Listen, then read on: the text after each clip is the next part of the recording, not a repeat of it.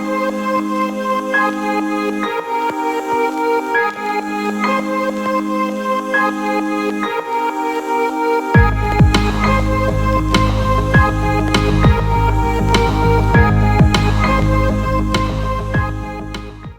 morning, friends.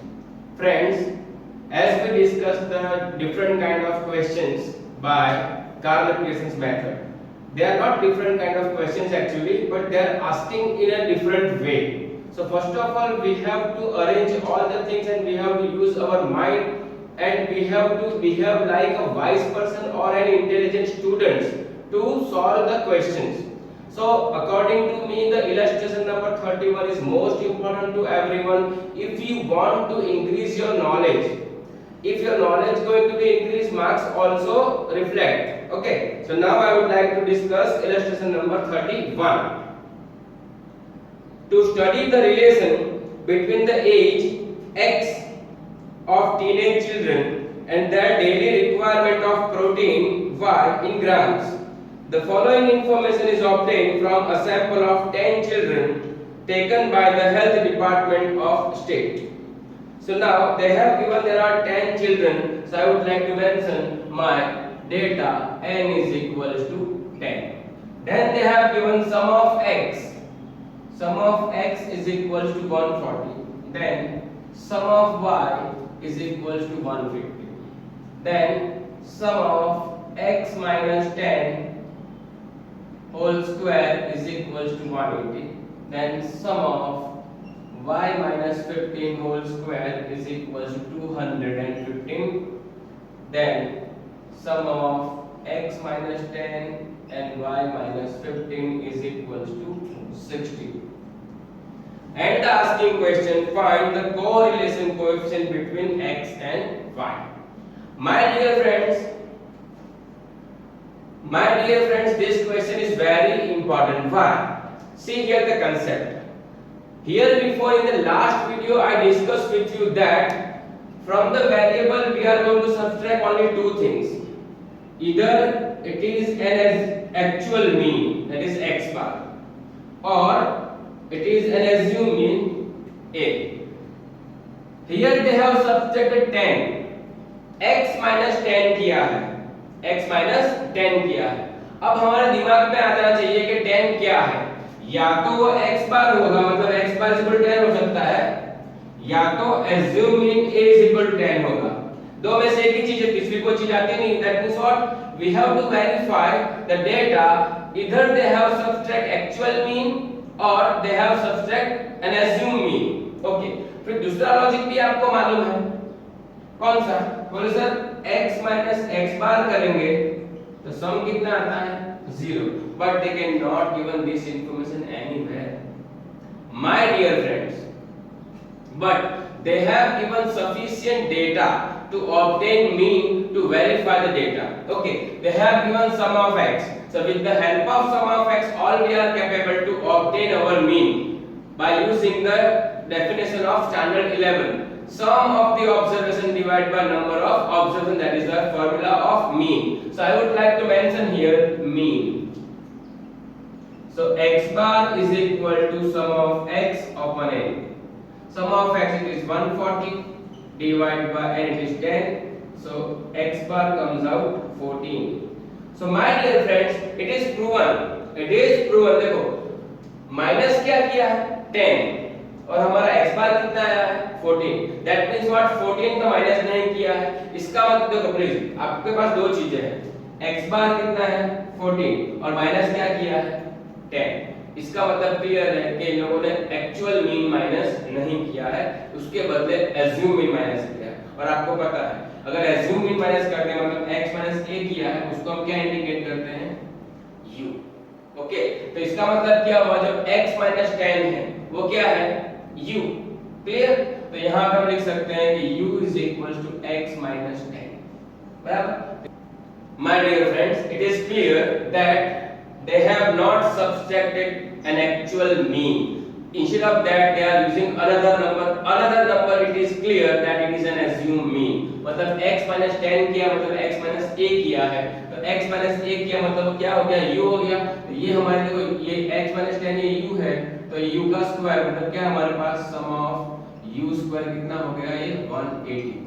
अब बेटा but obvious है अगर आपने x को u में कन्वर्ट किया है तो y को v में ही कन्वर्ट करना पड़ता है, बट ऑब्वियस चीज है बराबर। तो आपके पास ये जो y - 15 है वो क्या हो गया v, हम लोग यहाँ पे लिखेंगे sum of v square is equal to 215 और ये क्या हो जाएगा ये u और ये v मतलब सम ऑफ u v, तो ये हो गया आपके पास sum of u v is equal to 60 बराबर।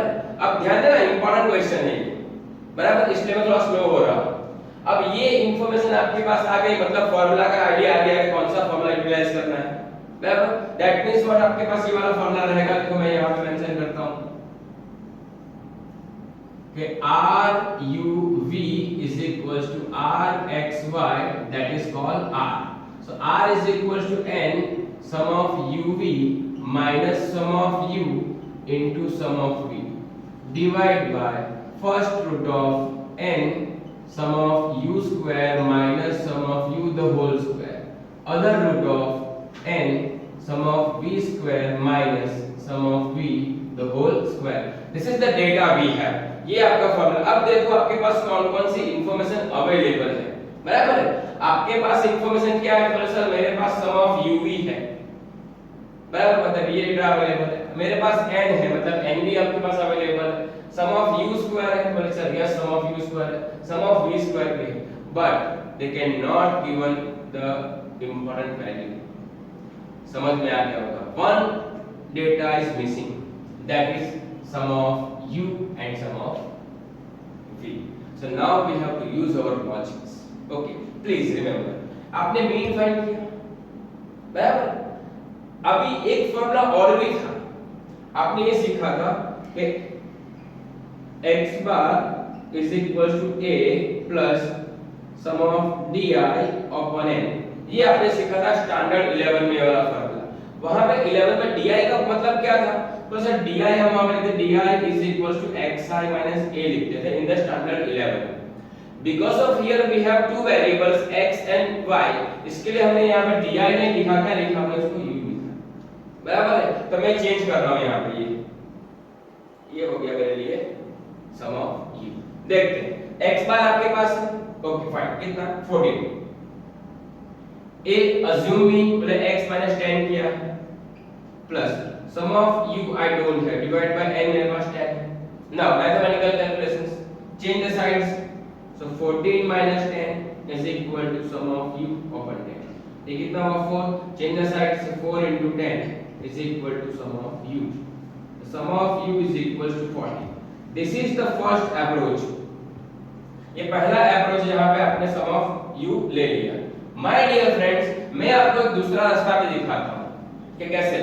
अगर x बार तो आपने कैलकुलेट किया किसके लिए, प्लीज ये कैलकुलेट किया to verify whether they have subtracted an actual mean और एन एज्यूम मीन। ये वेरीफाई करने के लिए ही आपने मीन कैलकुलेट किया है, अदरवाइज उसकी जरूरत नहीं है। अगर अभी डिसाइड कर लिया आपने कौन सा कि u is equal to x minus a है, ये तो क्लियर है। अब देखते हैं, मैं एक काम करता हूं कि sum of u is equal to sum of और x माइनस a की वैल्यू मेरे पास 10 है।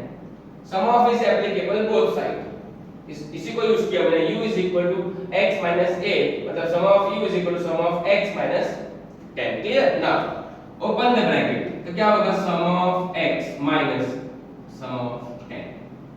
मैंने ब्रैकेट ओपन कर दिया तो क्या हुआ sum of x minus sum of 10। Okay fine. अब सम ऑफ x का आपके पास value available that is 140 minus sum of 10 आपका देखो वेरिएबल का मतलब क्या, it varies from unit to unit, जिसकी वैल्यू बार-बार चेंज होती है वो वेरिएबल है बराबर। बट यहां पे कांस्टेंट है, यहां पे क्या है कांस्टेंट है। सम ऑफ 10 तो क्या होगा 10 plus 10 plus 10 plus 10 plus 10, how many times, the question is that. Okay in the statistics data comes out n times because of we studied only sample. तो आपके पास दिया ना सैंपल 10, सम ऑफ 10 का मतलब क्या हुआ 10 प्लस 10 प्लस 10 प्लस 10 टाइम्स। हम इसको क्या करेंगे यहां पे लिखेंगे, इसके बदले क्या लिखेंगे, ये जो इसको रिप्लेस करके हम वहां पे इंट्रोड्यूस करेंगे n, तो n की वैल्यू 10 into 10, तो ये 140 minus 100 that is 40। this is the way to get sum of u 40. You have two options my dear friends. आप ये भी कर सकते हो, लेकिन आपको दो फॉर्मूला 11th वाले याद आने चाहिए। दूसरा रास्ता ये है, दूसरा ये इंपॉर्टेंट पार्ट है, कौन सा? सम ऑफ 10, मतलब सम ऑफ का मतलब होता है टोटल करना, सम ऑफ कितनी वैल्यूज का। देखिए ये तो आपका कांस्टेंट है, constant means what? Constant means what? 10 plus 10 plus 10 आप करते रहो, लेकिन आप पूछो सर कब तक करना है, तो आपके पास कितनी वैल्यूज हैं? यस माय डियर फ्रेंड्स, आपके पास 10 वैल्यूज है, मतलब 10 comes out 10 times, 10 10s are 100। Clear? Now अभी आपके पास सम ऑफ u आ गया, now we are requiring sum of v।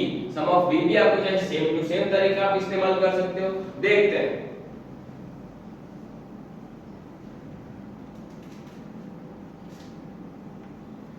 See the first option, आप ये वाला तरीका भी इस्तेमाल कर सकते हो, हम दिखाते हैं दोनों। तो यहाँ पे मैं लिखा मीन, तो हम लोग y बार फाइंड करेंगे, तो बोले सम ऑफ y अपन n, तो ये 150 अपन 10 कितना होगा? 15, तो y बार आ गया आपका 15। ओके, ना दूसरा formula y bar is equal, जैसे यहाँ पे किया था हम लोग, यहाँ पे इंस्टेड ऑफ a हम लोग क्या लिखेंगे? b, क्योंकि वहां पे न्यूमेरिक मीन अलग हो सकता है। और अब तो समझ में आ गया, यहाँ पे सम ऑफ u लिखा है, तो मैं यहाँ पे लिख सकता हूँ सम ऑफ v अपन n। ना y बार कितना है? मतलब 15, b कितना है? तो 15, क्यों? तो माइनस b कितना किया है? 15 ही माइनस किया है, plus sum of v upon 10, तो 15 minus 15 is equal to sum of v upon 10। ये क्या हो गया? 0 into 10, that is sum of v। तो सम ऑफ v कितना हुआ? 0। क्लियर? सम ऑफ u आ गया आपके पास 40 और सम ऑफ v आ गया आपके पास 0। अच्छा, अब इस सम ऑफ v सेम वे से हम लोग वापस ला सकते हैं, तो देखो यहां पे लिखेंगे v, तो v is equal to what? तो हम लोग लिखेंगे y माइनस b, बराबर है। तो ये sum of v is equal to sum of y minus b। अच्छा, b की वैल्यू आपके पास कितनी थी? तो बोले सर 15, यहां पे तो माइनस किया है y minus 15। Okay, now open the bracket, तो sum of b is equal to sum of y minus sum of 15, open कर दिया। अब इस सम ऑफ y आपके पास 150 है। Recently I discuss with you what? Sum of 15 constant हो गया। वेरिएबल को आप नोटेशन दे सकते हो इधर x और y, बट नंबर तो कॉमन हो गया, तो कांस्टेंट है। तो 15 plus 15 plus 15 plus 15 how many times? Again plus 10 times, क्योंकि यहाँ पे n कितना है? 10। अगर किसी सम में n आपका 8 है, 9 है, तो n की वैल्यू उस टाइम पे आप अलग ले सकते हो, बराबर? जरूरी नहीं है कि n की वैल्यू हमेशा 10 होगी। फॉर दिस एग्जांपल n की वैल्यू 10 है, इसलिए यहाँ पे क्या होगा? 10 into 15, that is 150 minus 150 comes out 0. So my dear friends, आप वेरीफाई कर सकते हो इजीली। देखो सम ऑफ v आपने दोनों तरीके से ले लिया। क्लियर? अभी फार्मूला के सारी डेटा आपके पास आ गए हैं, बराबर?